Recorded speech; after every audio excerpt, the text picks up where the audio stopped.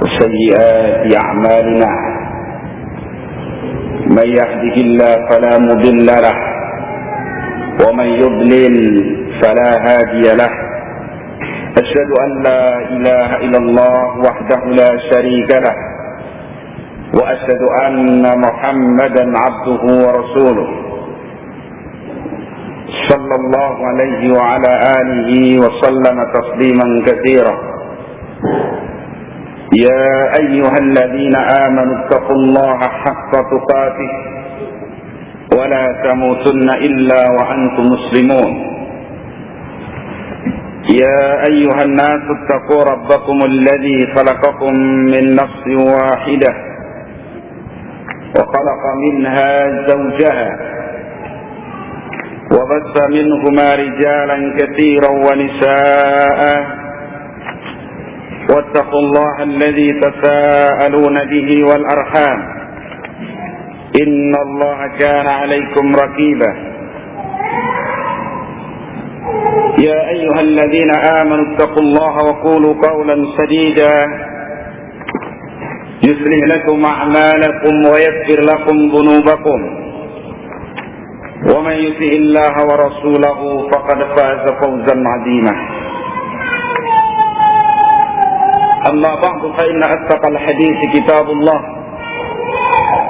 وخير الهدي هدي محمد صلى الله عليه وآله وسلم وشر الأمور محدثاتها وكل محدثة بدعة وكل بدعة ضلالة وكل ضلالة في النار. Ikhwana fi din, rahimani wa rahimakumullah. Alhamdulillah, pada kesempatan sore kali ini kembali kita berkumpul di masjid yang mudah-mudahan diberkahi oleh Allah Subhanahu wa taala dalam rangka talabul ilmi, dan mudah-mudahan kita termasuk anggota majlis sebagaimana yang dikatakan oleh Rasulullah SAW tidaklah berkumpul satu kaum di salah satu masjid dari masjid Allah Subhanahu wa taala, di salah satu rumah dari rumah-rumah Allah Subhanahu wa taala, yang mereka berkumpul saling mempelajari agama Allah Subhanahu wa taala, saling mempelajari Al-Quran, kecuali turun kepada mereka para malaikat dan merendahkan sayap-sayap mereka, lalu Allah meliputkan kepada mereka rahmat-Nya. Kemudian Allah bangga-banggakan mereka kepada ahli sama tentang kebaikan dan fadilahnya. Ikhwana fid din, rahimani wa rahimakumullah. Kita lanjutkan pembahasan kita pada pertemuan yang telah lampau pada acara yang sama di tempat ini juga, yaitu tentang hadis yang mulia dari Rasulullah sallallahu alaihi wasallam tentang seorang yang membunuh 99 jiwa, bahkan menggenapinya dengan 100 jiwa, dan kejujuran taubatnya. Faedah yang kemarin sudah kita sampaikan,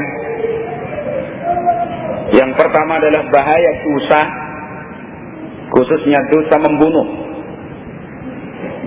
Kemudian yang kedua, bahayanya berfatwakan pada syara' ilmu. Dan insyaallah dengan sederhana kemarin disampaikan, bisa dipahami tentang bahaya munculnya fatwa-fatwakan pada syara' ilmu, yang ini merupakan sumber terbesar kesesatan pada umat Rasulullah sallallahu alaihi wasallam, sebagaimana pula pada umat-umat yang terdahulu. Kemudian juga sudah kita terangkan berkaitan dengan itu tentang hajatun nas ilal ilmi wal ulama, kebutuhan manusia kepada ilmu dan para ulama.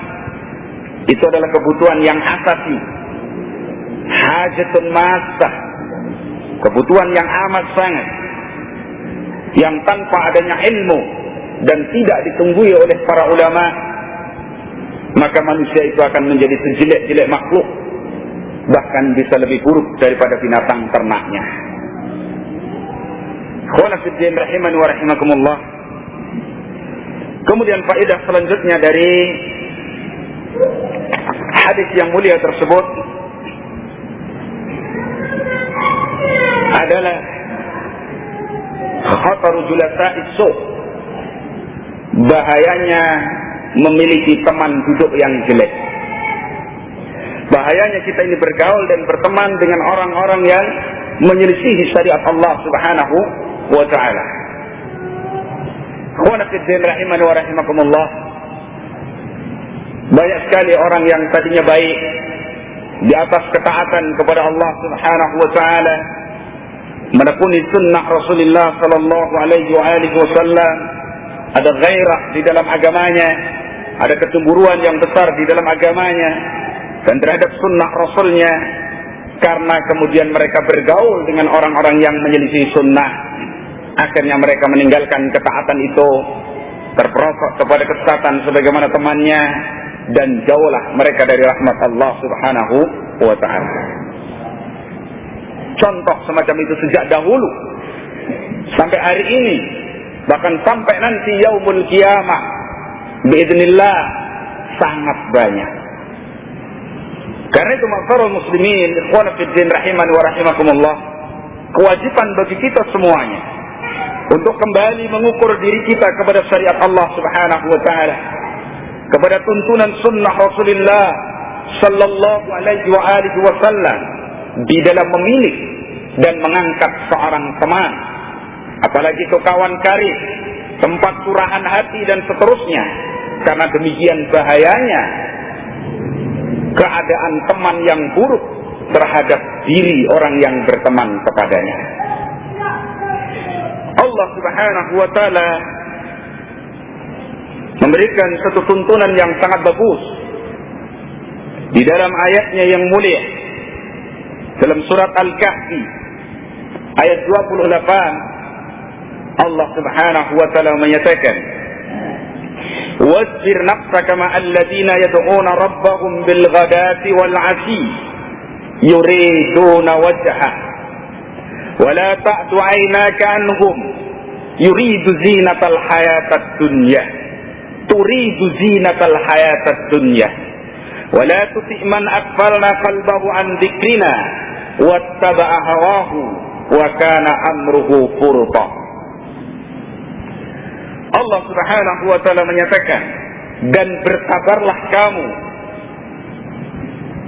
dan sabarkanlah dirimu untuk bergaul, menyertai, menemani orang-orang yang mereka selalu menyeru Rabbnya, berdoa kepada Rabbnya Azza wa Jalla bil ghadati wal 'asyi, di setiap pagi dan petang. Orang yang selalu berzikir kepada Allah Subhanahu wa ta'ala. Yuriduna wajhah, yang mereka tidak melakukan itu kecuali menghendaki wajah Allah Subhanahu wa ta'ala. Wala ta'du 'ainaka anhum, dan jangan sampai berpaling dirimu dari mereka. Jangan sampai kalian meninggalkan teman-teman yang seperti itu. Turidu zinatal hayatad dunya, karena sekedar menghendaki perhiasan dunia. Wala tuti' man aghfalna qalbahu an dzikrina, dan jangan kamu ikuti, jangan kamu taati orang-orang yang telah kami lalaikan hatinya dari mengingat kami. Jadi Allah melarang kita mengangkat seorang teman yang dia sendiri lalai dari berzikir kepada Allah Subhanahu wa ta'ala, yang berakibat akan membuat kita ini juga lalai sebagaimana dia lalai dari berzikir kepada Allah Subhanahu wa ta'ala. Wattaba'a hawahu, dan dia mengikuti hawa nafsunya. Wa kana amruhu furta, dan adalah urusannya, perkaranya itu menjadi sia-sia, tidak ada manfaatnya. Ikhwana fiddin rahimani wa rahimakumullah. Ayat yang mulia ini mengandung perintah dan larangan. Yang pertama, Allah memerintahkan kepada kita untuk bergaul berteman, bersahabat. Bahkan kalau sampai kita angkat menjadi seorang kekasih kita, katakanlah. Orang-orang yang senantiasa mereka taat kepada Allah, berzikir mengingat Allah, yang menjadikan sebab kita dengan berteman bersama mereka akan menjadi seperti mereka. Itu perintah Allah Subhanahu wa ta'ala. Kemudian Allah Subhanahu wa ta'ala melarang dua hal yang itu hakikatnya berkaitan erat. Yang pertama, kita tidak boleh meninggalkan teman-teman yang baik yang selama ini telah mengajak kita untuk taat kepada Allah, untuk mengikuti sunnah Rasulullah sallallahu alaihi wasallam karena sekedar kepentingan dan pertimbangan duniawiyah.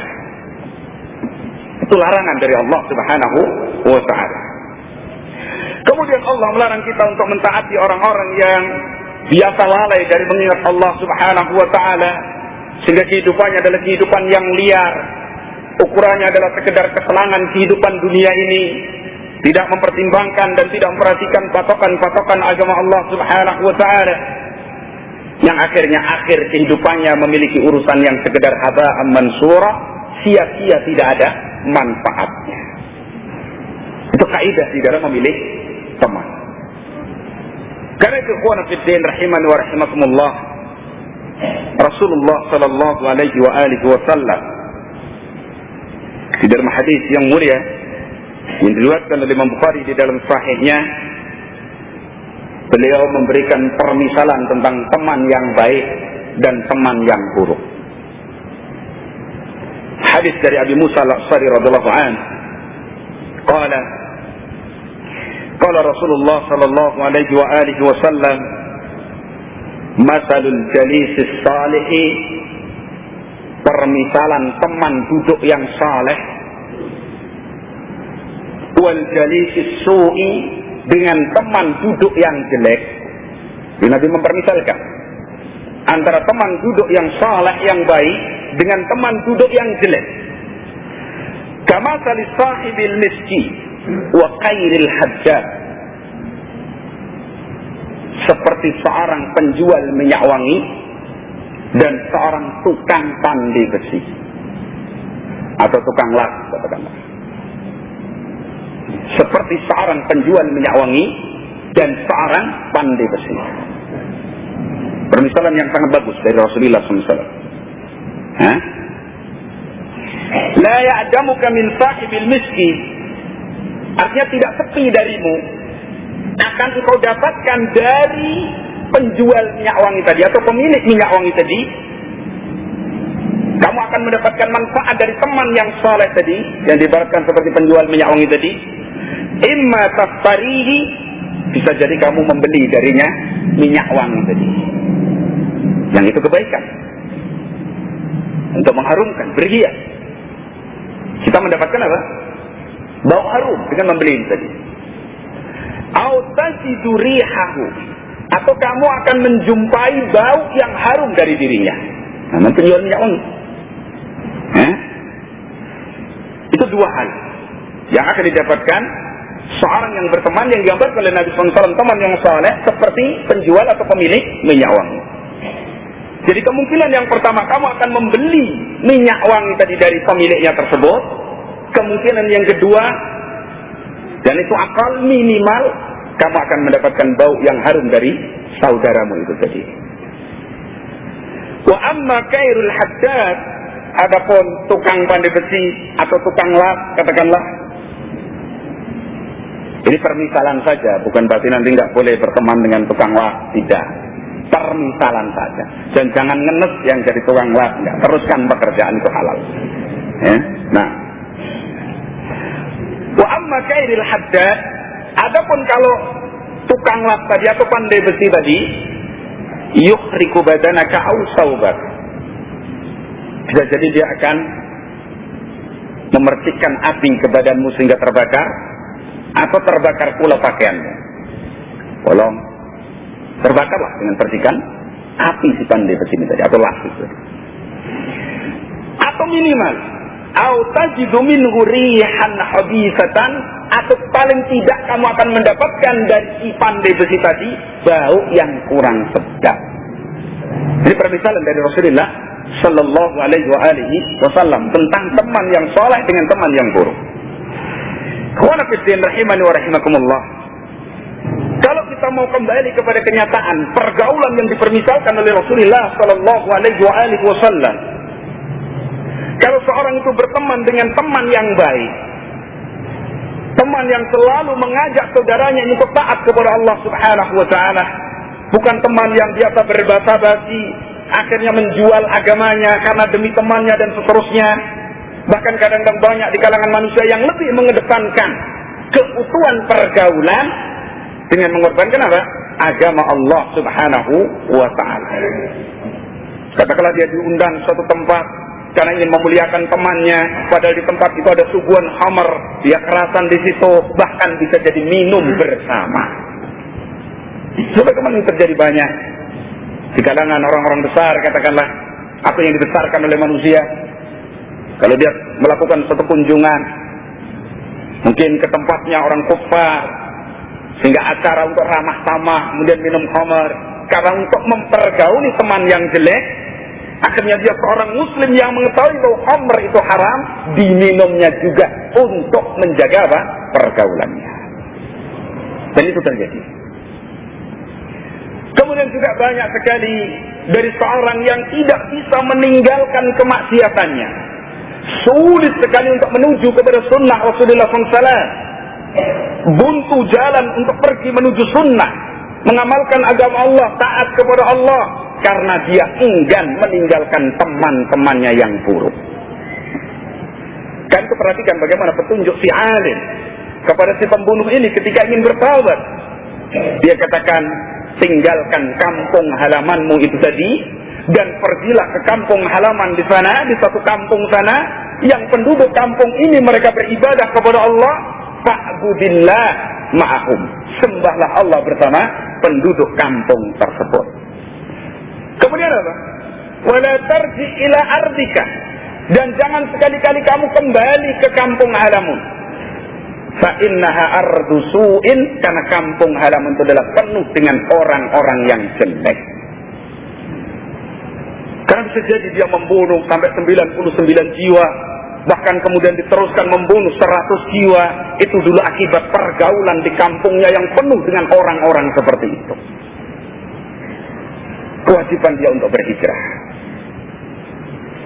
Dalam hal ini, ma'asyiral ikhwah rahimani wa rahimakumullah, syariat Islam mencela seorang yang dia diam dan tinggal di suatu kampung, padahal kampung itu penuh dengan teman-teman yang mempengaruhi dia, sehingga dia sulit untuk taat kepada Allah Subhanahu wa ta'ala, sedang dia punya kemampuan untuk berhijrah meninggalkan kampung tersebut.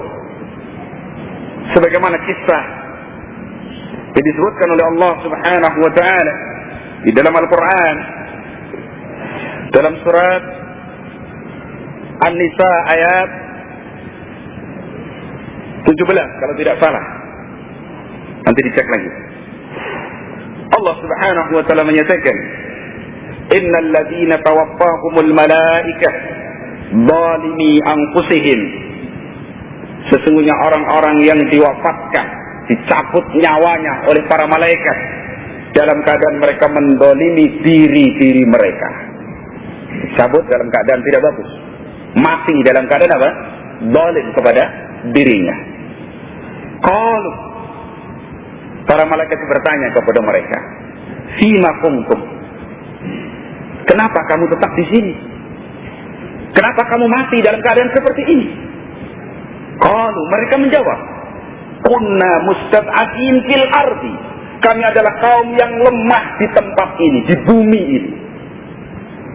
Qalu, dijawab oleh para malaikat ini, alam takun ardullahi wasi'ah fatuhajiru biha, fatuhajiru biha, bukankah bumi Allah itu luas sehingga kamu bisa berhijrah menuju bumi tersebut, tidak bertahan di kampung halamanmu, sehingga dalam kondisi kamu tidak bisa taat kepada Allah, tidak bisa mempertahankan agamamu, kamu dalam kesulitan mengamalkan sunnah, lalu kamu tidak berhijrah kepada Allah Subhanahu wa ta'ala untuk meninggalkan kampung tersebut.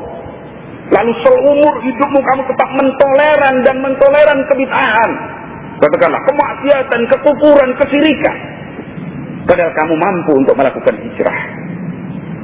Ya, faulaika ma'wahum jahannam wa sa'at masira. Orang-orang yang seperti itu tempat tinggalnya adalah jahannam, dan jahannam itu sejelek-jelek tempat kembali. Faedah dari ayat ini sebagaimana diterangkan oleh para ulama, yang pertama, haram seorang itu hidup di negeri kufar atau di lingkungan orang-orang musyrikin, sekalipun dia tidak mengikuti adat istiadat mereka, sekedar menampakkan di mata kaum muslimin jumlah mereka itu banyak. Jadi maknanya keberadaan mereka di tempat itu seolah-olah terhitung sebagaimana orang-orang musyrik, sehingga menambah jumlah mereka.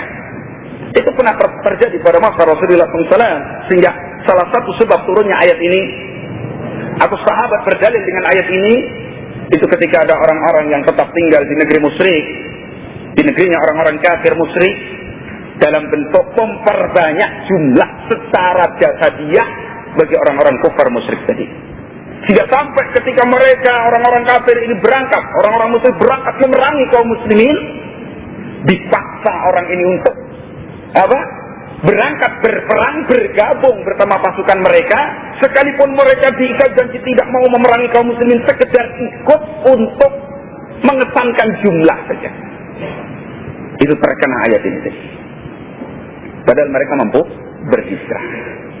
Sekarang kalau misalkan tinggal di negerinya ahli bidah, katakanlah, bergaul dengan mereka sehingga mengangkat sunnah demikian sulitnya, sampai dia tidak mampu, padahal dia mampu berhijrah. Hanya sekedar pertimbangan, ini rumah saya sudah kadung bagus barangkali, atau usaha di sini sudah kadung mapan dan seterusnya. Padahal agama jelas-jelas menjadi korban, dikhawatirkan termasuk ayat ini tadi. Berhijrah. Sekalipun di sana ada satu yang lebih afdal. Kalau seorang ahli sunnah bisa hidup di tengah-tengah kalangan orang-orang yang menyelisihi sunnah, dengan tetap dia istiqomah di atas sunnah dan mampu mendohirkan sunnah itu tadi. Tapi kalau dia mengatakan saya belum mampu karena lingkungan saya seperti ini, itu sampai wafat, berarti itu tidak ada udurnya. Bagaimana dia berudur sampai mati? Katakan saya belum mampu, besoknya saya belum mampu, lingkungan saya seperti ini, saya belum mampu, terus sampai akhirnya dicabut roh mereka oleh malaikat dalam keadaan tidak mampu mengamalkan syariat Islam, sunnah Nabi SAW, padahal dia mampu untuk berhijrah ke negeri Allah yang lain, lalu dia tidak lakukan, maka alasan mereka ditolak sebagaimana dalam ayat ini. Mereka mengatakan, "Ima kuntum, kenapa kamu mati di sini dalam keadaan seperti ini? Kok matimu itu berkumpul dengan orang-orang kafir musyrik seperti ini?" Qalu kunna mustad'afina fil ardi. Kami ini orang-orang yang lemah di muka bumi ini. Dijawab oleh para malaikat, qalu alam takun ardullahi wasi'ah fatuhajiru fiha. Bukankah bumi Allah itu luas yang kamu bisa hijrah menuju tempat yang lain sehingga bisa mengamalkan sunnah Rasulullah sallallahu alaihi wa alihi wasallam. Dan ini merupakan ujian dari Allah Subhanahu wa taala terhadap kita masing-masing, ma'syaral ikhwah rahimani wa rahimakumullah. Ketika dalam kondisi memang kita tidak bisa mengamalkan sunnah, sehingga yang ada sekedar udzur dan udzur. Padahal sunnah itu harus dizahirkan. Berlepas diri dari ahli bidah adalah wajib. Tidak boleh kita ini bergaul, berkumpul, bermajlis dengan mereka. Lalu selamanya kita mengatakan saya belum mampu, padahal dia mampu untuk hijrah ke tempat yang dia bisa mengamalkan sunnah. Dikhawatirkan dia akan mengakhiri hidupnya dalam keadaan sebagaimana dalam ayat tersebut. Satu haji rupiah, berhijrah ke negeri Allah. Apalagi kondisi hari ini, ahli sunnah, as-salafiyun, orang-orang yang berupaya memikul sunnah, menyebarkan sunnah, menjelaskan sunnah di hadapan kaum muslimin dan manusia secara umum, dalam keadaan lemah, dalam keadaan sedikit, maka berkumpulnya mereka di satu tempat untuk bahu-membahu mikul sunnah itu adalah perkara yang terpuji. Untuk menghindari kita selalu berudzur di dalam mengamalkan sunnah Rasulullah sallallahu alaihi wa alihi wasallam. Nah, ikhwan fillah rahimani wa rahimakumullah, bahayanya teman yang jelek. bahkan wafatnya atau matinya Abu Thalib di atas agama kekafiran akibat teman yang jelek. Sebagaimana dalam hadis yang sering kita sampaikan, berkaitan dengan riwayat yang sangat bagus ini tadi, yaitu tentang kematian Abu Thalib, paman Rasulullah Sallallahu Alaihi Wasallam. Sebagaimana dalam riwayat Imam Muslim dan juga Imam Bukhari di dalam Sahih keduanya dari sahabat, dari seorang tabi'in yang mulia Sa'id bin Musayyib an abihi, dari bapaknya Musayyib. Diterangkan di sana bahwa Musayyib ini hadir ketika nazaknya Abu Thalib ini. Dengan penukilan riwayat ini dari siapa? Dari Musayyib. Jadi dia hadir pada waktu kejadian itu dalam keadaan dia masih musyrik kafir pada waktu itu. Ayahnya tabi'in jalil Sa'id ibn Musayyib, Sa'id Al-Musayyib. Qala, karena ini menceritakan kejadian, bukan menukil ucapan Nabi, tapi menceritakan apa? Kejadian. Sekalipun Musayyib ini akhirnya masuk Islam, menjadi salah seorang sahabat yang mulia dari ashab Rasulullah Sallallahu Alaihi Wasallam. Tapi pada waktu dia masih jadi tokoh musyrikin. Lamma hadarat Abu Thalib bin al-wafatu, ketika Abu Thalib ini sakit menjelang wafatnya, mau hadir wafat, mau meninggal, nazak. Ja'ahu Rasulullah Sallallahu Alaihi Wasallam, maka Nabi SAW datang menjenguk pamannya ini Abu Thalib. Fawajada indahu Abu Jahl wa Abdullah ibn Abi Umayyah ibn al-Mughirah. Rasulullah SAW itu menjumpai di sisi Abu Thalib itu Abu Jahal dan Abdullah ibn Umayyah ibn al-Mughirah, dua tokoh musyrikin pada saat itu. Abu Jahal dan Abdullah ibn Umayyah bin Abi Umayyah. Faqala Rasulullah SAW, maka Nabi SAW berkata kepada Abu Thalib ini dalam keadaan sakit, mau meninggal dunia, katakanlah talqin dari siapa? Dari Rasulullah SAW. Ini talqin. Contoh Nabi mentalqin itu seperti ini, bukan sudah mati ditalqin, dipanggil, ucapkan, nggak bisa. Kalau dia ngomong malah takut semuanya. Ya, orang ahli bidah itu mentalqin kan nggak bisa. Jadi orang sudah mati masih suruh mengucapkan apa? La ilaha illallah. Tidak bisa. Jadi makna hadis Nabi laqinu mautakum bila ilaha illallah, ajari orang yang mau mati di kalangan kalian itu dengan mengucapkan kalimat la ilaha illallah. Jadi kita dengar betul sampai si orang yang mau mati ini betul-betul mengucapkan kalimat la ilaha illallah. Betul lagi. Rasulullah SAW mengatakan, ya Abu Thalib, ya ammi, wahai pamanku, qul la ilaha illallah, katakan la ilaha illallah, ucapkan la ilaha illallah. Kalimatan, satu kalimat, ashhadu laka biha indallah, yang aku bersaksi dengan kalimat tadi untukmu di sisi Allah nanti. Jadi Nabi baru bisa membela Abu Thalib nanti di sisi Allah kalau Abu Thalib ini mengucapkan kalimat syahadat la ilaha illallah. Di sana dijelaskan oleh para ulama, zahir kul la ilaha illallah tidak menafikan Muhammadur Rasulullah. Karena dua hal ini bagi orang yang mengucapkannya baru dia dihukumi muslim dengan keislaman yang benar. Nah, kemudian ketika Nabi sudah mengucapkan yang demikian itu, faqala Abu Jahlin, maka berkata Abu Jahal wa Abdullah ibn Abi Umayyah dan Abdullah bin Abi Umayyah, ya Abu Thalib, wahai Abu Thalib, atarghabu an millati Abdul Muttalib, apakah kamu tidak suka, apakah kamu benci dengan agama millahnya Abdul Muttalib, agama nenek moyang kita? Falam yazal Rasulullah SAW ya'riduha alaihi wa yu'idu lahu tilkal maqalah, dan Nabi terus mengulang untuk Abu Thalib ini supaya mengucapkan kalimat la ilaha illallah. Nabi terus mentalkinnya. Demikian juga Abu Jahal dan Abdullah bin Abi Umayyah itu juga mentalkin dengan agama nenek moyangnya. Bahayanya teman yang jelek. Hatta qala Abu Talib akhiru ma kallamahu huwa ala millati Abdul Muttalib. Sampai akhirnya Abu Talib itu mengatakan, dari akhir yang dia ucapkan, saya tetap memilih agama Abdul Muttalib. Masih di atas apa? Kesyirikan dan agama nenek moyangnya. Wa aba ayyakula la ilaha illallah, dan dia enggan untuk mengucapkan kalimat la ilaha illallah. Maka Rasulullah SAW kemudian berhenti, lalu berjanji mau memintakan ampun untuk Abu Talib ini kepada Allah Subhanahu wa taala selama beliau tidak dilarang oleh Allah Subhanahu wa taala. Fa'anzalallahu Subhanahu wa taala, maka Allah Subhanahu wa taala menurunkan satu ayat, maka an-nabiyyi walladzina amanu ay yastaghfiru lil musyrikina walau kanu uli qurba min ba'di ma tabayyana lahum annahum ashabul jahim. Tidak boleh bagi nabi dan orang-orang yang beriman memintakan ampun untuk orang-orang yang musyrik, sekalipun mereka adalah karib kerabatnya yang paling dekat untuk dirinya, setelah jelas baginya bahwa karib kerabatnya yang musyrik tadi adalah penduduk neraka.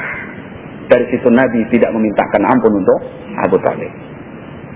Dan berkaitan dengan kisah ini, Allah Subhanahu wa taala menurunkan satu ayatnya yang mulia, innaka la tahdi man ahbabta. Sesungguhnya engkau wahai Nabi Allah tidak bisa memberi petunjuk kepada orang yang kamu cintai. Jadi maksud siapa? Abu Talib. Sehingga Abu Talib masih di dalam kekafiran, masih di atas kesyirikan, kekal di dalam neraka selama-lamanya, sekalipun dia mendapatkan syafaat dari Allah Subhanahu wa ta'ala. Rasulullah SAW menyatakan tentang Abu Talib di dalam hadis yang diriwayatkan Imam Muslim dan juga selainnya dalam riwayat Imam Bukhari dalam sahihnya. Nabi SAW mengatakan, ahwanu ahlin nari azaban Abu Talibin. Paling ringannya penduduk neraka azabnya adalah Abu Talib. Yanta'ilu bin na'laini minan nar yazli minhuma dimahuhu. Dipakaikan kepadanya dua terompah dari api neraka, mendidih dengan sebabnya otaknya selama-lamanya. Khana fiddin rahiman wa rahimakumullah. Faedah sebagaimana diterangkan tadi, madaratnya teman yang jelek. Siapa teman yang jelek di sini? Abu Jahal dan Abdullah bin Abi Umayyah. Teman yang jelek ini mati-matian mempertahankan temannya jangan sampai keluar dari apa yang mereka ada di atasnya. Sehingga begitu Nabi SAW menuntun Abu Talib ini untuk mengucapkan la ilaha illallah, dengan semangatnya pula Abu Jahal dan Abdullah bin Umayyah menuntun dia untuk tetap berada di atas millah nenek moyangnya. Terus berebut antara Nabi dan mereka terus sampai akhirnya Abu Talib ini tetap di atas millah kesyirikan, yaitu millahnya Abdul Muttalib. Ini faedah yang pertama, teman yang jelek. Sebagaimana yang terjadi pada kita hari ini, betapa sungguh-sungguhnya teman kita yang buruk untuk mempertahankan kita. Jika kalau ada orang ingin berangkat untuk thalabul ilmi, teman yang buruk ini selalu mewaswaskan kepadanya. Sebagaimana syaitan mewaswaskan kepada wali-walinya.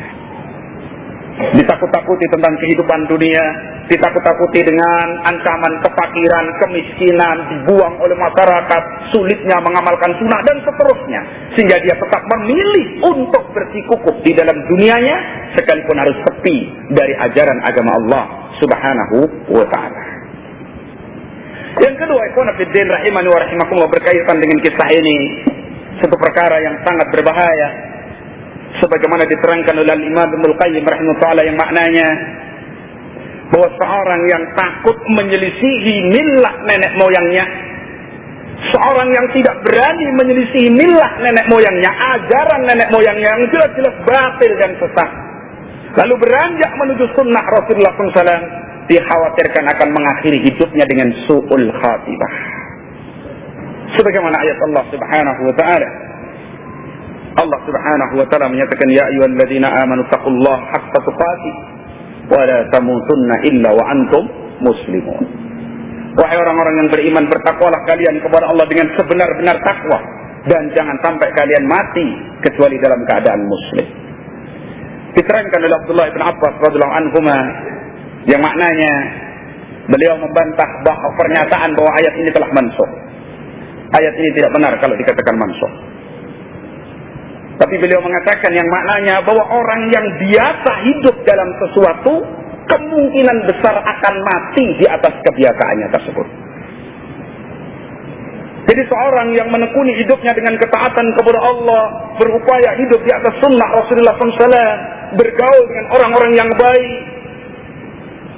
mengagungkan sunnah Nabi SAW, berdakwah di jalan Allah, insya Allah Ta'ala dia akan mengakhiri hidupnya di atas kebaikan-kebaikan tersebut. Adapun seorang yang biasa menyelisih syariat Allah, mengambil teman dari teman-teman yang tidak baik, itu menjadi adat kebiasaan kehidupannya, kemungkinan besar dia akan mati dalam keadaan seperti itu. Banyak kita jumpai orang yang sudah nazak sakaratul maut, dia malah melantunkan nyanyian, mencari kaset nyanyiannya. Sudah tadinya merintih-rintih tentang sakitnya, bagaimana nazak nyawa mau keluar, tiba-tiba berubah, dia mengalunkan nyanyian yang merdu. Hafal kaset-kaset lagu-lagu yang dulu menjadi apa? Kebiasaan harian yang dia lakukan. Al-Imam Ibnu Qayyim juga menceritakan seperti itu di dalam kitabnya Da'ud Dawa, tentang seorang yang dalam keadaan sakit, sakaratul maut. Begitu dia habis merintih kesakitan, menahan sakitnya barangkali sakaratul maut, tiba-tiba dia langsung main catur. Begitu oper sekat, dia mati. Inna lillahi wa inna ilaihi raji'un. Musibah. Karena itu keberadaan kita hidup mengamalkan sunnah di lingkungan yang penuh dengan perkara yang menyelisih sunnah, yang itu sudah merupakan agama turun-temurun dari nenek moyang kita. Setelah sampai kepada kita ilmu bahwa itu adalah satu kesalahan, maka adalah kita memohon kekuatan kepada Allah, berupaya untuk beranjak menuju kepada sunnah Rasulullah sallallahu alaihi wasallam. Jangan bertahan di dalam kesalahan. Ikhwan fillah rahimani wa rahimakumullah. Karena itu Rasulullah sallallahu alaihi wasallam menasihatkan kepada kita dalam hadis yang diriwayatkan oleh Imam Ahmad di dalam musnadnya, dan hadis ini sahih, dan juga selainnya Rasulullah sallallahu alaihi wasallam menyatakan, hadis ini diriwayatkan oleh Imam Abu Dawud dan Imam Tirmidzi dalam sunannya, dan hadis ini sahih dari Abi Sa'id Al-Khudri radhiyallahu anhu, qala an-nabi sallallahu alaihi wasallam, la tusahib illa mu'minan. Janganlah kamu mengangkat seorang sahabat teman kecuali seorang yang beriman. Wala ya'kul ta'amaka illa taqiyyun, dan jangan sampai makan makananmu kecuali orang yang bertakwa. Ikhwanafiddin, ma'syarul muslimin rahimani wa rahimakumullah. Batasan dari Rasulullah sallallahu alaihi wasallam. Dengan melihat kepada besarnya pengaruh teman, baik itu yang baik maupun yang buruk, maka ahlu sunnah wal jamaah, para ulama'nya bersepakat bahwa kita ini haram, dilarang keras, perlu diperingatkan, dilakukan tahdzir untuk tidak bergaul dengan ahli bid'ah.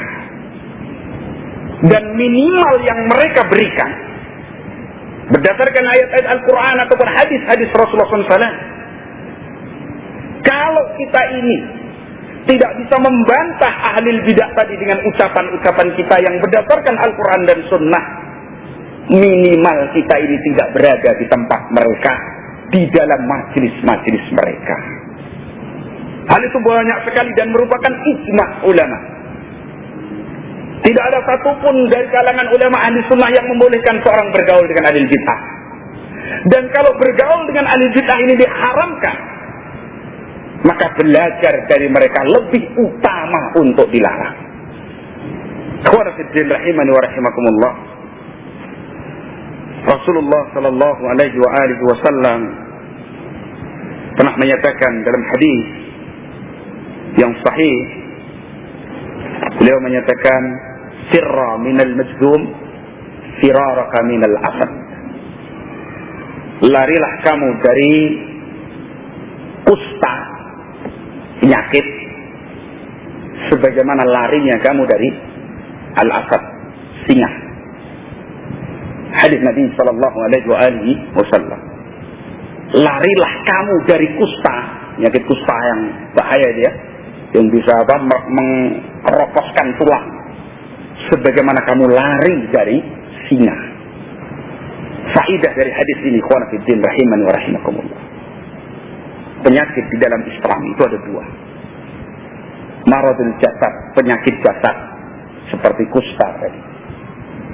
Kemudian marad ad-dini, an-nafs, al-qalbi, penyakit hati yang berkaitan dengan agama Allah Subhanahu wa ta'ala. Dipahami dari itu oleh para ulama. Kalau Nabi sallallahu alaihi wasallam memerintahkan orang untuk lari dari penyakit kusta, padahal itu penyakit jasad yang paling banter resikonya mati, maka tentu untuk menghindari penyakit yang lebih berbahaya dalam agamanya harus lebih daripada itu. Dalam hal ini adalah apa? Kebid'ahan. Dan sebagaimana juga hadis Rasulullah SAW tentang Dajjal, bahwa Nabi sallallahu alaihi wasallam pernah menyatakan, "Man sami'a ad-dajjal falyan'a anhu." Barang siapa yang mendengar Dajjal telah muncul, hendaklah dia berlindung lari darinya. Dajjal di akhir zaman ini. Tanda-tanda hari kiamat. Sudah menjelang hari kiamat, nanti akan muncul Dajjal. Yang dulu pernah dijumpai sahabat Tamim Ad-Dari, yang telah bersama 30 orang dari rombongannya yang terpecahkan kapalnya di tengah laut, akhirnya terdampar di suatu pulau. Kemudian ketemu si Dajjal ini sedang dibelenggu di dalam satu benteng. Seorang laki-laki yang tinggi besar. Dan itu Dajjal. Sebagaimana diikrarkan, ditetapkan oleh Rasulullah sallallahu alaihi wasallam. Kata Nabi SAW, "Man sami'a ad-dajjal falyan'a anhu." Barang siapa yang mendengar Dajjal telah muncul, hendaklah dia lari menghindar darinya. Wallahi, kata Nabi SAW, maka demi Allah, innar rajula la ya'tihi, ada seseorang yang berupaya mendatangi Dajjal tadi. Begitu mendengar Dajjal muncul, malah dia berupaya mendatanginya. Wa huwa yahsabu annahu mu'minun, karena dia menyangka bahwa dirinya adalah seorang mukmin yang betul-betul beriman.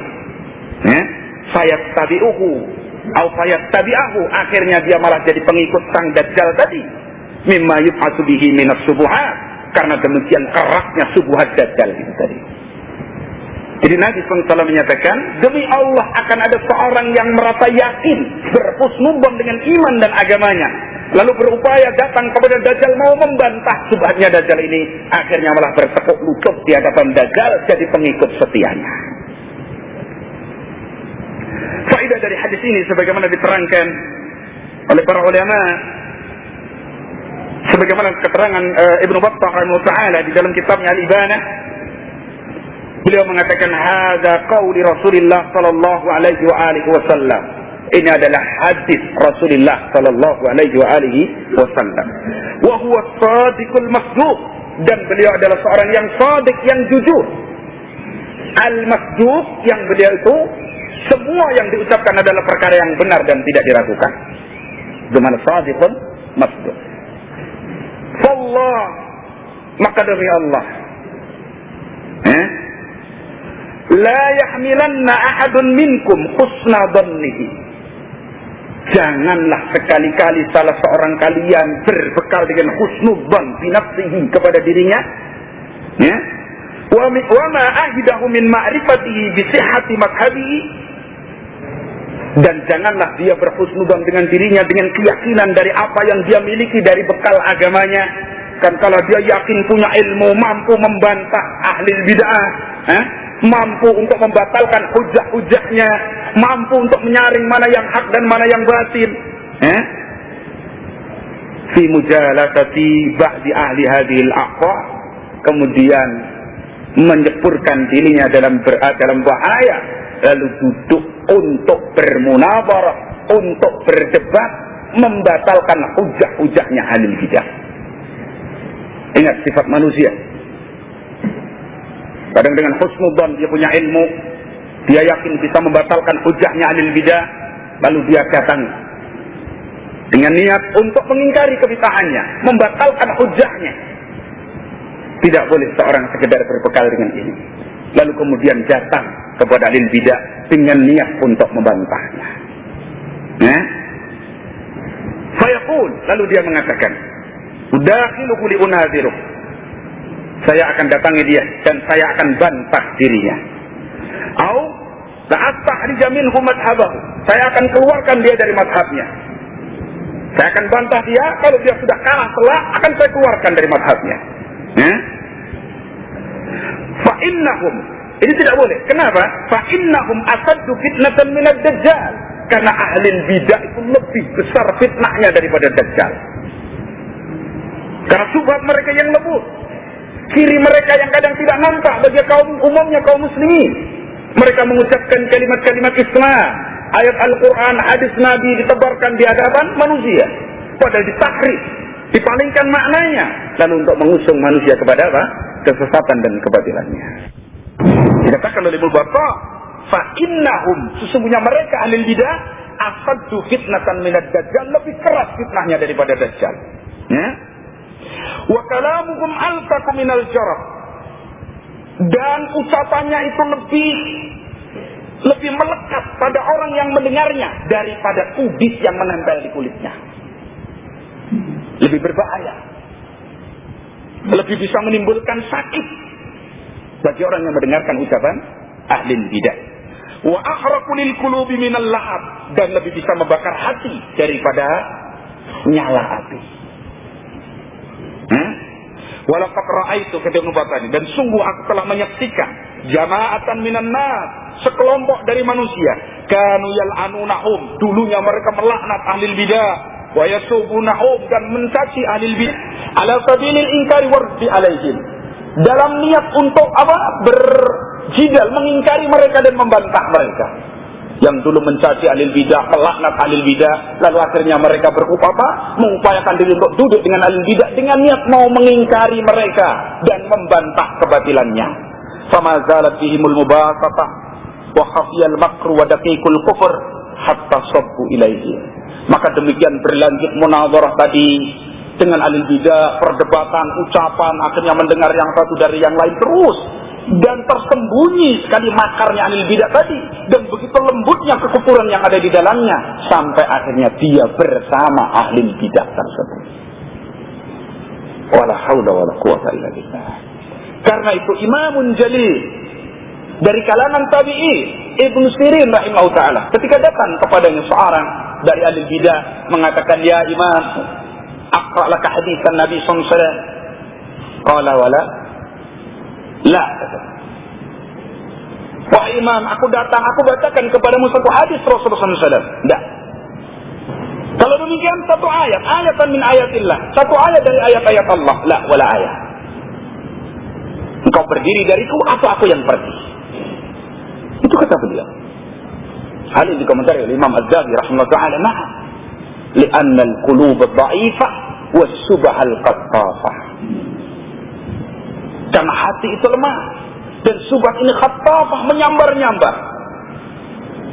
Sedang hati kita ini berada di antara dua jari dari jari-jari Allah Subhanahu wa taala, yuqallibu kaifa yasha.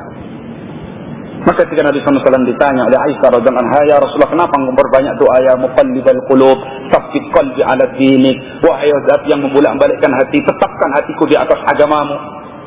Kenapa engkau berbanyak doa itu ya Rasulullah?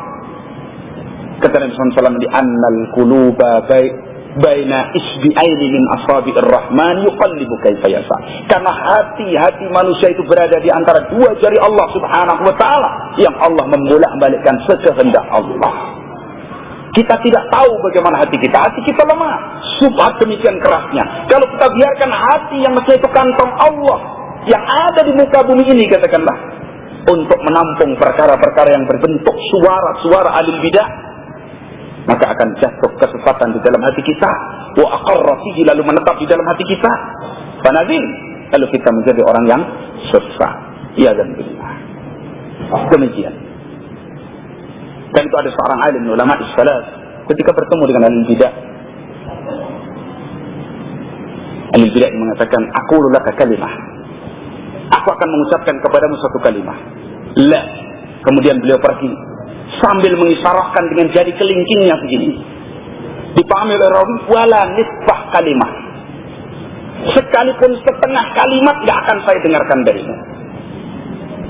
Ini imam, ini alim min ulama, ini seorang yang Allah beri ilmu, yang tentang kealiman dia diakui oleh umat ini. Masih demikian khawatirnya kalau mendengar suaranya ahli bidah, mendengar ucapan mereka. Bagaimana kemudian ada seorang yang membolehkan belajar dengan ahli bidah, mengambil ilmu dari mereka. Ini termasuk bab ta'awun, wala ta'awanu 'alal ismi wal 'udwan. Jangan kalian tolong-menolong di dalam dosa dan permusuhan. Ikhwan fillah rahimani wa rahimakumullah. Itu bahayanya ahli bidah. Bahayanya bermajlis dengan mereka. Bahayanya mendengar ucapan mereka. Karena itu diwajibkan bagi orang yang berada di situ, lalu ada suara ahli bidah, minimal adalah angkat kaki dari situ dalam bentuk pengingkarannya. Kalau dia tidak bisa membantah apa yang datang dari ahli bidah tersebut. Karena keberadaan seorang tetap di situ, apalagi sambil manggut-manggut kepala kayaknya enak, berarti dihukumi seperti mereka. Nabiuddin rahimani wa rahmakumullah. Terakhir dalam masalah teman yang jelek ini, Rasulullah SAW menyatakan dalam hadis yang diriwayatkan oleh Muslim dalam sahihnya, kullu mauludin yuladu 'alal fitrah. Setiap bayi itu dilahirkan dalam keadaan apa? Fitrah. Wal fitrah islam. Jadi bayi itu kalau dibiarkan tidak mendapatkan informasi dari manapun, katakan, dia tetap muslim. Dia akan mengenal Rabbnya dengan bimbingan Allah Subhanahu wa ta'ala. Sebagaimana yang kita pahami, andaikan kita punya anak baru lahir, katakanlah anak ini dari orang Palembang misalkan, kok ditaruh di lingkungan Jawa yang tiap hari bahasanya itu, ya bisanya bahasa Jawa. Demikian seterusnya. Maka Nabi SAW mengatakan, fa'abawahu yuhawwidanihi, au yunassiranihi, au yumajjisanihi. Maka kedua orang tuanya lah yang membuat anak ini menjadi Yahudi, menjadi Nasrani, atau menjadi Majusi. Dan ini bukan pembatasan. Karena itu seorang anak yang lahir bergaul dengan Yahudi, jadi Yahudi. Kalau temannya Nasrani, jadi Nasrani. Kalau temannya adalah Majusi, jadi Majusi. Kalau temannya Ahlul Bidah, akan jadi Ahlul Bidah. Kalau temannya orang Hizbiyun, akan jadi Hizbiyun. Demikian seterusnya. Karena itu Ibnu Mas'ud radhiyallahu anhu menyatakan, i'tabirun nas bil ahbab. Ukur manusia itu dengan apa? Teman dekatnya. Itu tidak usah dalam kaidah syar'i, bahkan biasa ulama melakukannya itu. Seorang itu diukur dengan temannya. Jika kita ditanya seorang alim datang ke suatu tempat, dikabarkan tentang seorang ahli sunnah, katakanlah seorang yang multazim di atas sunnah, dikenal oleh manusia tamasuknya, berpegang teguhnya dengan sunnah dan seterusnya. Qala hadzal alim, berkata si alim ini, man sahibu, siapa temannya? Qalu, manusia menjawab, qadariyun, seorang qadari. Faqala fahuwa qadari, dia berarti juga qadari. Kenapa? Karena dalam hadis Rasulullah SAW menyatakan bahwasanya al-arwahu junudan mujannadah, bahwasanya ruh ini ibarat satu pasukan yang terkumpul. Sama ta'arafa minha ta'allafa. Barang siapa yang ta'aruf, katakanlah saling mengenal, dia akan saling lembut, cocok. Dan barang siapa yang tanakur, saling berbalikan, berbenturan, dia juga akan seperti itu. Dari ini diambil satu faedah. Kalau seorang itu betul-betul di atas sunnah, ahli sunnah, mencintai manhajus salaf, mustahil dia bisa berbagi senyum, berakrab ria, bergaul empuk dengan orang-orang yang menyelisih sunnah dari kalangan ahli bidah dan kaum hizbiyyin. Lah kalau kemana-mana boncengan dengan orang itu, katakanlah makan bersama, tidur bersama, berdiri bersama, duduk bersama, cukup dihukumi dengan temannya itu. Karena kalau dia masih punya kecemburuan kepada sunnah, kenapa kok bisa bergaul dengan orang yang menyelisihi sunnah? Dan itu nggak boleh kita beralasan, saya akan terima tamu-tamu atau siapapun dari ahli bidah nanti saya nasihati. Siapa dia? Jangan dia nanti yang menasihati, justru ternasihati dari sunnahnya, berbalik ke belakang, ikut kepada tamunya tadi, nggak balik-balik. Karena itu jauhi bermajelis dengan majelisnya, katakanlah ahli bidah ini yang demikian banyak, kayak Ikhwanul Muslimin, atau Jama'atut Tabligh, atau Hizbut Tahrir. Nggak usah berjidal dengan mereka, dengan berdebat dengan mereka, nggak ada gunanya. Karena kita sama-sama paham bahwa mereka itu tidak ada di sisi mereka ilmu. Yang ada cuma bacakan ayat, kalau itu mungkin, atau hadis Nabi kalau mereka punya, kemudian ditahrif, dipalingkan maknanya. Karena setiap ahli bidah itu mesti memalingkan ayat Allah dan hadis Nabi. Karena andaikan tidak mungkin mereka akan berada di atas milah yang seperti itu. Kalau orang sudah teraliri kebid'ahan di dalam dirinya, begitu sulitnya dia keluar darinya. Sebagaimana digambarkan oleh hadis dalam hadis Rasulullah SAW diriwayatkan oleh Imam Ahmad dalam hadis ini sahih. Kata Nabi SAW, "Tajara ala aqwamin al-kalabu, kama yatajara al-ahwa'u, kama yatajara al-kalabu bisahibi." Akan mengalir pada satu kaum yang banyak itu, atau pada umat ini, hawa nafsu. Berarti gini, kabar dari Nabi SAW bahwa akan menyebar, mengaliri diri umat ini hawa nafsu, sebagaimana penyakit rabies al-kalab menyerang penderitanya. La yajak minhu mifsalan wala irakan illa dakhalah. Tidak tertinggal satu urat pun dan satu persendian pun kecuali akan dimasuki oleh hawa nafsu itu. Diterangkan oleh para ulama bahwa penyakit al-kalab itu asalnya terjadi pada anjing dan ditularkan dengan gigitan anjing itu, yang kebiasaan orang yang terkena penyakit ini tidak akan sembuh kecuali mati. Nabi SAW menggambarkan tentang bahayanya bid'ah yang berbentuk hawa nafsu itu seperti itu, sehingga orang yang terjangkiti penyakit kebid'ahan itu sulit dia akan keluar dari kebid'ahan tadi. Kan itu sungguh benar apa yang dikatakan oleh Imam Sufyan Ats-Tsauri rahimahullah ta'ala, al-bid'atu ahabbu ilal iblis minal maksiyah. Kebid'ahan itu lebih dicintai oleh iblis daripada maksiat. Fa innal maksiyata yutabu minha, karena kemaksiatan itu Allah masih beri taubat kepada pelakunya. Wal bid'atu la yutabu minha, sedang bid'ah itu tidak beri taubat. Innallaha istajaba taubatal mubtadi an bid'atihi. Allah itu menghijab taubatnya ahli bid'ah dari bid'ahnya. Kita tidak jumpai ahli bid'ah itu kemudian menyatakan dirinya salah apa dan seterusnya. Tidak. Karena mereka melakukan kebid'ahan, mengumumkannya, membelanya, mengumandangkannya, itu dalam rangka taqarrub beribadah kepada Allah. Bagaimana seorang beribadah kepada Allah kemudian bertaubat darinya? Dan itu sifat kebid'ahan. Dan itu khawanafiddin rahimani wa rahmakumullah. Hati-hatilah dari bahayanya kita bergaul dengan ahli bidah, dan jangan menganggap enteng masalah itu, jangan menganggap remeh. Bergaul dengan ahli bidah yang hari ini banyak sekali berkeliaran di kalangan kita, menjajakan kesesatannya. Ketika diketahui bahwa mereka itu seperti ini, mereka berupaya mentalbis, menyamarkan hakikat diri mereka dengan menggunakan nama-nama yang bagus. Bahkan hari ini semua menyatakan di atas manhajus salaf. Ketika para ulama datang bareng-bareng menghantam dan membantah kesesatan Ikhwanul Muslimin, mereka berupaya mengangkat perkataan Hasan Al-Banna bahwa Al-Quran ada di tangan kanan saya, As-Sunnah ada di tangan kiri saya, manhajus salaf di hadapan saya. Itu teori. Karena menurut Ikhwanul Muslimin, manhajus salaf itu sekedar keindahan yang terbayangkan, tidak bisa dipraktekkan hari ini. Perkataan yang saya kata ini bukan keluar dari mulut mereka, dari perbuatan-perbuatan mereka.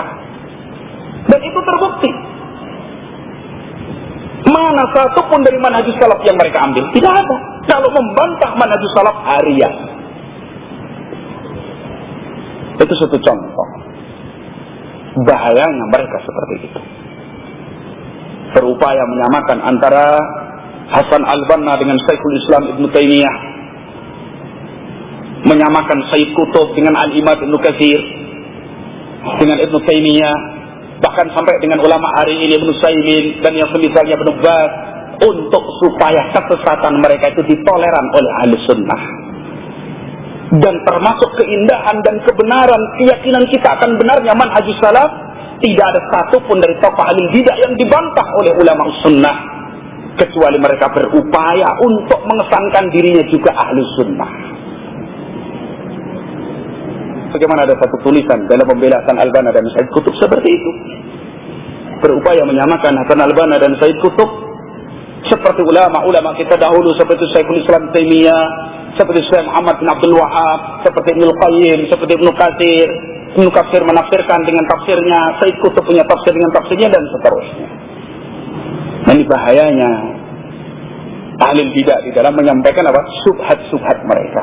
Nah, wa nafiddin rahimani wa rahimakumullah. Karena itu sekaligus ini sebagai nasihat untuk saya dan antum semuanya. Dalam kondisi kita yang sudah demikian rancunya keadaan agama atau sunnah Rasulullah SAW hari ini, maka kita harus betul-betul hati-hati di dalam mengamalkan sunnah Rasulullah SAW, di dalam mengambil ilmu sunnah Rasulullah SAW, dan di dalam memegang manhaj Rasulullah Sallallahu Alaihi Wasallam.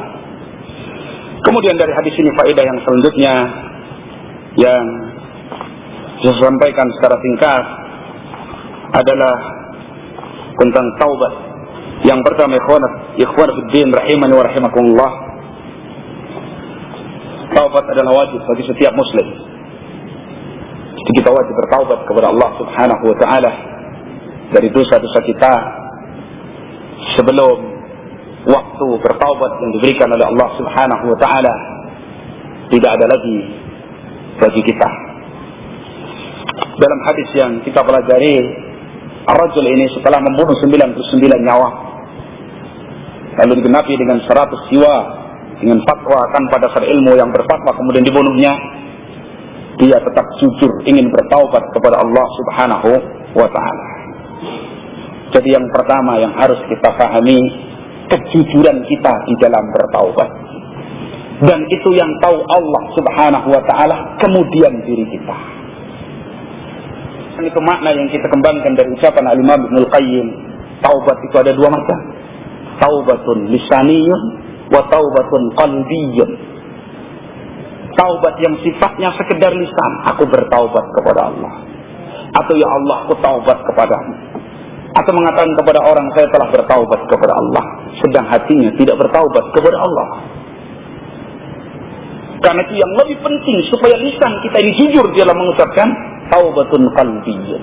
Hati kita ini yang memang betul-betul bertaubat kepada Allah.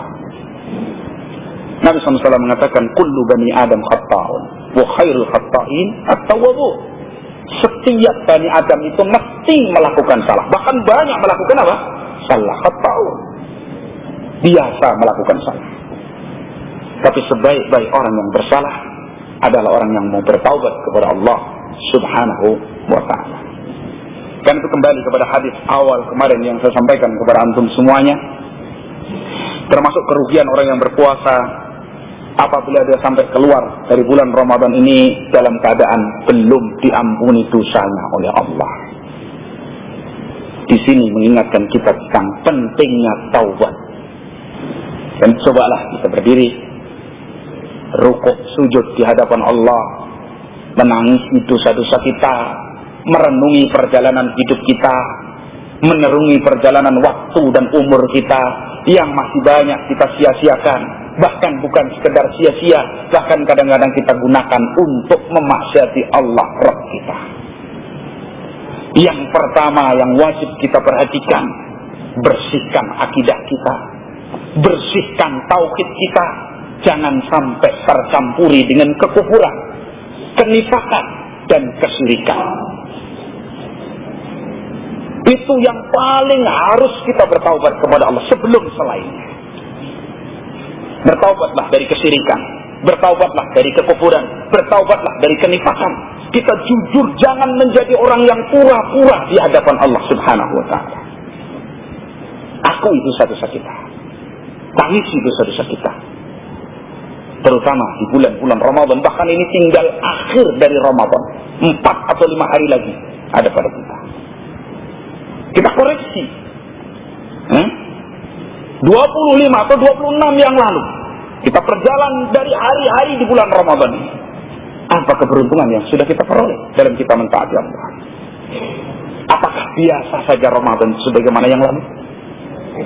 Tanpa ada peningkatan ibadah, tanpa ada kekhusyuan di dalam hati, tanpa ada kesemangat untuk mentaati Allah, tanpa ada rasa takut untuk bermaksiat kepada Allah dan seterusnya.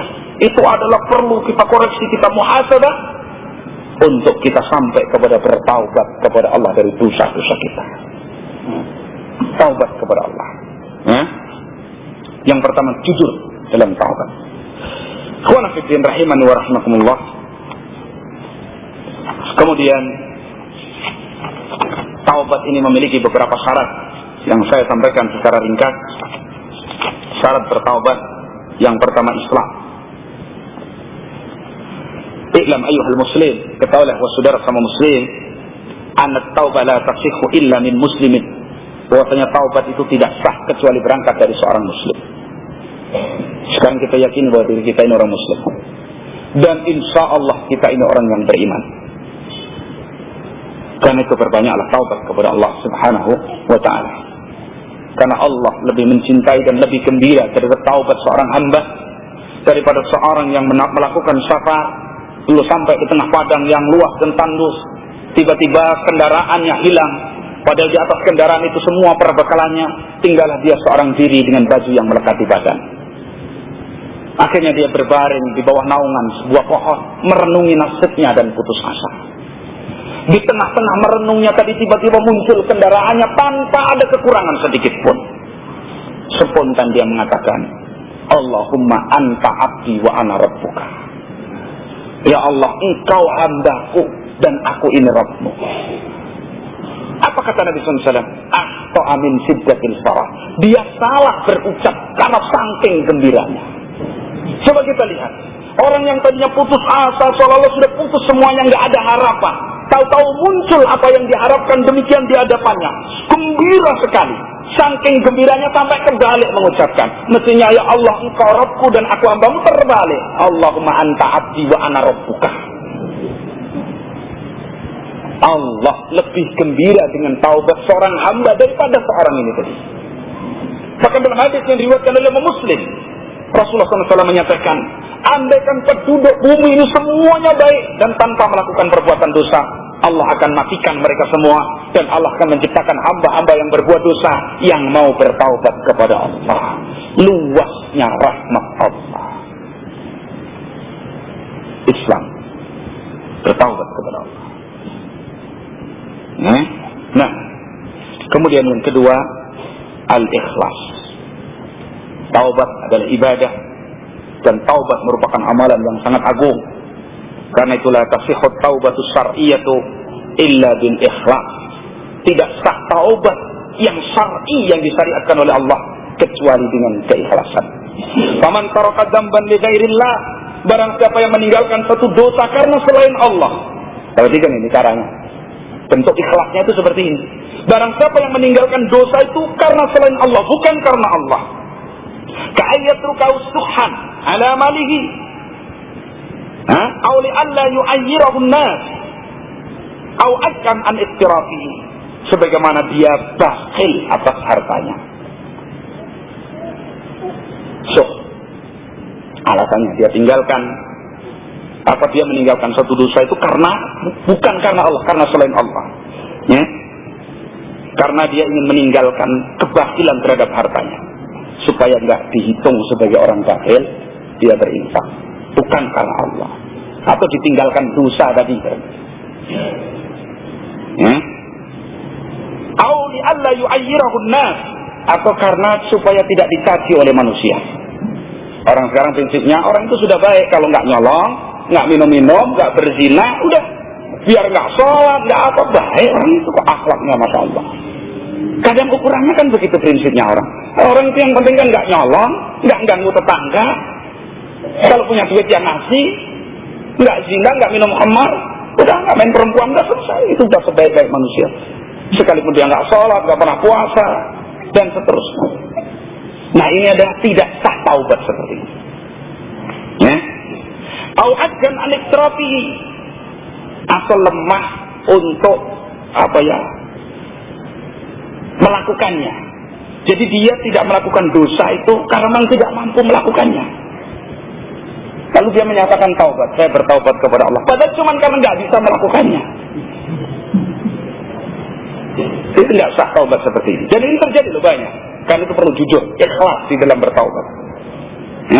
Karena itu Nabi SAW menjanjikan, man taraka syai'an lillah awwadahu Allah khairan minha. Barang siapa yang meninggalkan sesuatu kemaksiatan betul-betul karena Allah, Allah akan ganti dengan sesuatu yang lebih baik darinya. Dan banyak kita contohkan. Orang katakanlah tadinya minum khamar, ditinggalkan karena Allah Subhanahu wa taala mengharamkan khamar sebagaimana para sahabat. Sehingga dikisahkan Madinah banjir khamar. Begitu turun larangan Allah tentang khamar, dipecahkan guci-guci mereka di rumah, dibawa keluar. Ditinggalkan khamar tadi, kenapa? Karena adanya larangan dari Allah Subhanahu wa taala. Tinggalkan karena Allah. Atau seorang yang meninggalkan itu katakanlah tidak melakukan minum khamar tadi karena sekedar nasihat dokter, katakanlah. Itu sama dengan seperti ini. Tidak ikhlas karena Allah Subhanahu wa taala. La tasihhut taubah min misli hadza, tidak sah taubat dari semisal itu. Ya. Karena itu seorang yang bertaubat kepada Allah atau seorang yang meninggalkan dosa bukan karena Allah, la yakunu taiban bittifaqin, tidak dihukumi seorang yang bertaubat dengan kesepakatan ulama.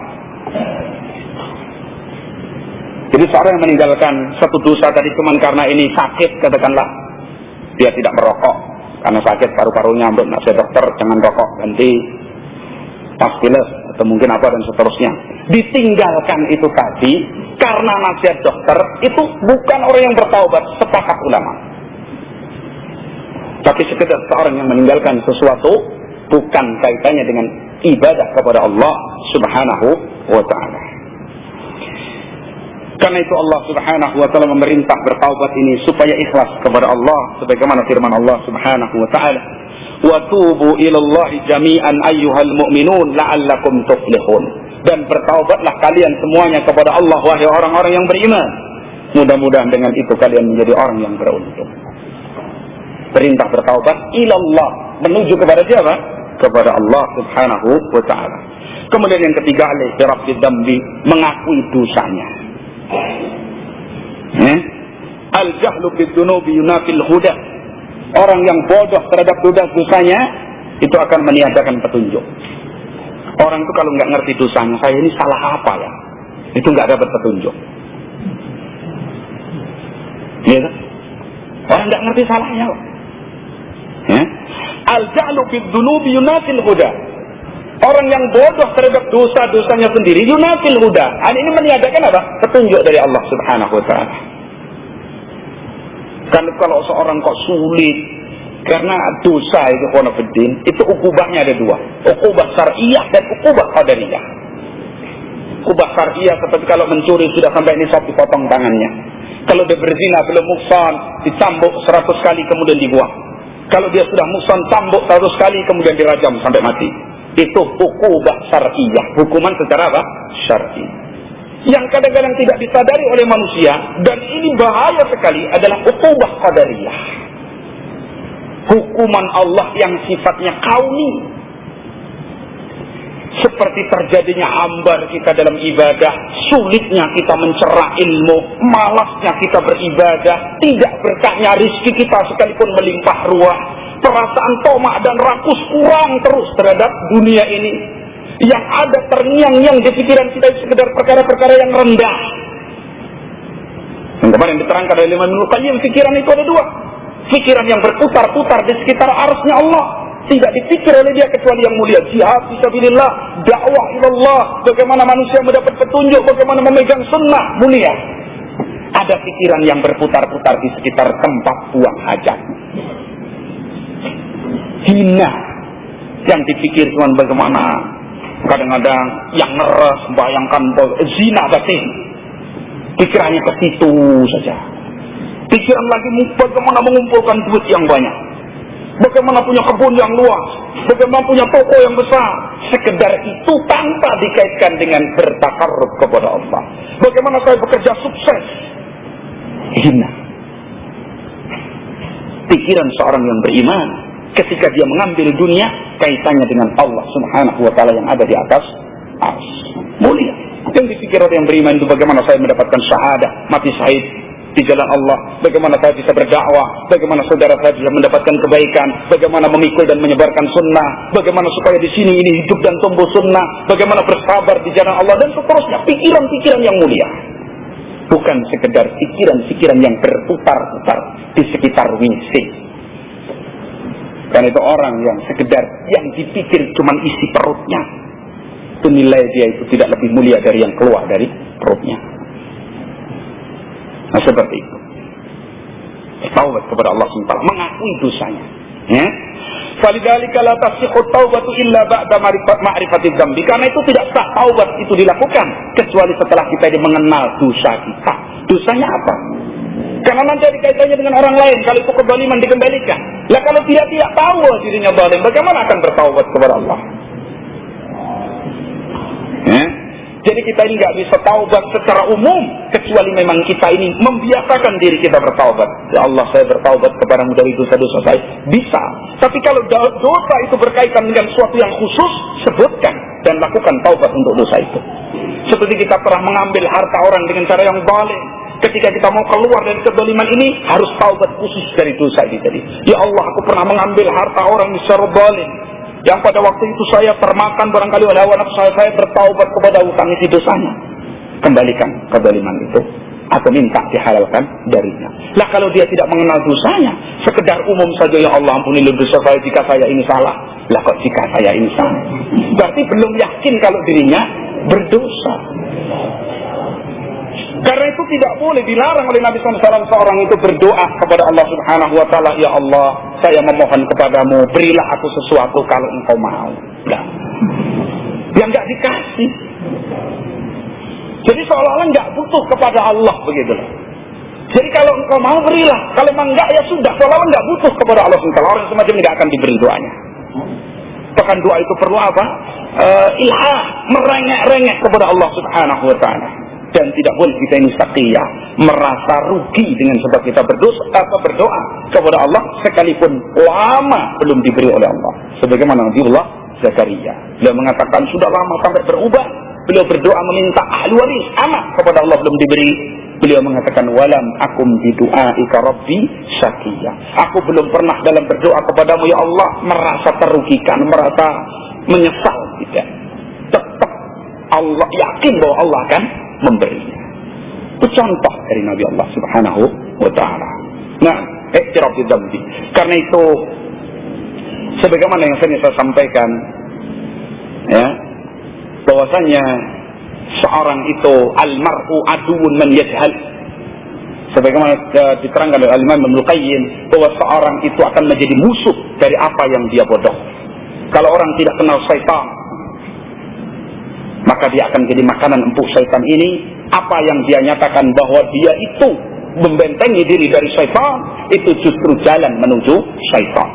Sebagaimana orang-orang yang beragama dengan batiniyah, thariqah sufiyah, yang mereka menyatakan sudah sampai di puncaknya Islam, padahal itu justru hadir ke hadapan syaitan untuk menyerahkan agamanya kepadanya. Jadi al-i'tiraf bidzambi, mengakui dosa, mengenal dosa, ya. Kemudian yang keempat, an-nadam, menyesal. Nabi SAW mengatakan dalam hadis yang keluarkan dari Ibnu Majah dan Imam Ahmad, an-nadamu taubat. Menyesal itulah taubat. Pernyataan ini sebagaimana hadis Nabi SAW, ad-dinu nasihat. Agama itu adalah apa?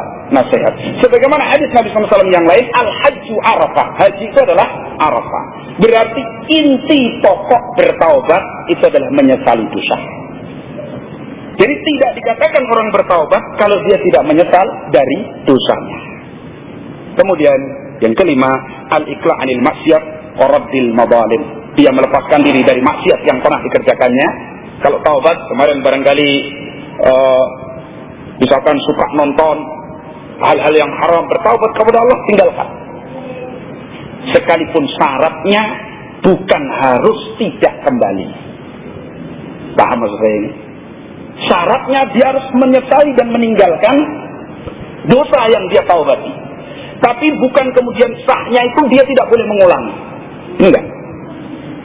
Jadi misalkan seorang itu melakukan satu dosa, katakanlah dia minum khamr, dia bertaubat, bukti dari taubatnya ini benar, dia harus tinggalkan minum khamr.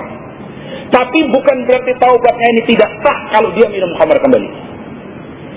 Itu bukan syarat. Karena manusia itu bisa termakan dengan hawa nafsunya kembali. Dan itu ada satu hadis bahwasanya Allah mengampuni taubat seorang hamba sekalipun diulang berkali-kali. Begitu dia melakukan dosa, dia tahu bahwa dia memiliki Rabb yang Maha Pengampun. Akhirnya dia minta ampun kepada Allah. Allah ampuni. Besok diulangi dosa itu, bertaubat lagi kepada Allah, diampuni lagi, dan seterusnya seperti itu. Ya. Tapi kembali kepada kejujuran kita bertaubat kepada Allah Subhanahu wa taala. Kemudian waradul madzalim, mengembalikan kezaliman yang pernah kita lakukan. Jadi kalau seorang melakukan kezaliman kepada saudaranya, tidak cukup taubatnya diterima oleh Allah sebelum dia mengembalikan kezaliman ini kepada yang dizalimi.